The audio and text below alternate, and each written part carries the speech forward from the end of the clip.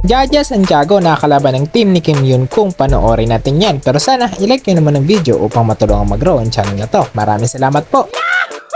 Although hindi nga makakalaro itong si Jaja Santiago sa Japanese national team, tuloy pa rin naman ang kanyang stint sa kanyang Japanese club na JT Marvelous. At sa kanilang training huli nilang nakalaban itong Korean volleyball champion na Pink Spiders. Wala nang paligoy-ligoy pa, tirahin na natin yan. Sa pagsisimula nga ng laban expected na mahihirapan itong JT Marvelous sapagkat wala na nga ang kanilang superstar import na si Andrea Drew. Samantala facial naman kaagad ang unang ginawa nitong Korean superstar na si Kim.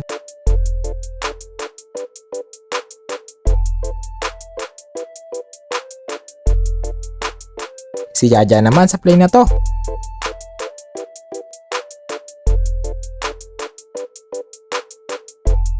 Iwan si Jaja sa play ng Korean setter.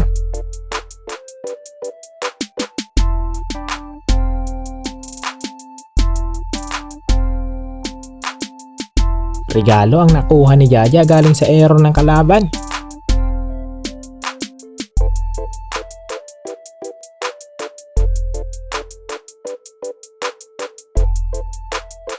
Wa-epek ang double blocking sa palo ni Jaja.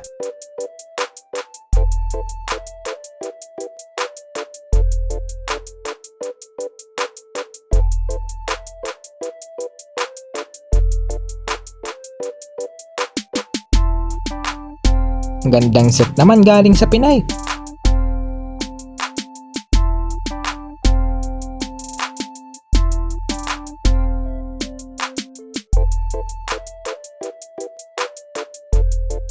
Pati sa floor defense maaasahan din itong si Jaja.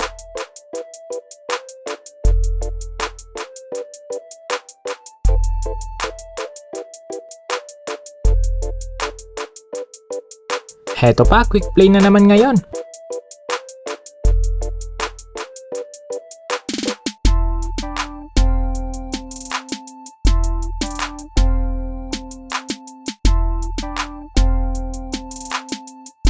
Kinulang ng konting kembot itong team ng Pinay at nakakuha ng kalaban ng first set sa score na 24-26. Ngunit pagpasok ng second set mag-like ka na muna. Pag skip button ang bilis mong pindutin mag-like ka naman.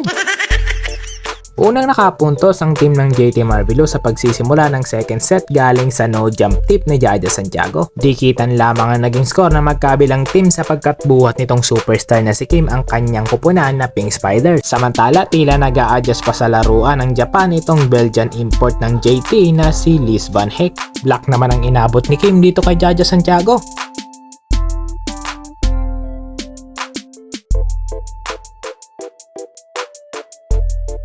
Nakalamang na sana ng bahagya itong JT Marvelous sa mid-part nitong second set, ngunit puro errors naman ang nagawa nitong teammates ni Jaja Santiago. Dahil dito unti-unting nakuha ng Pink Spiders ang momentum.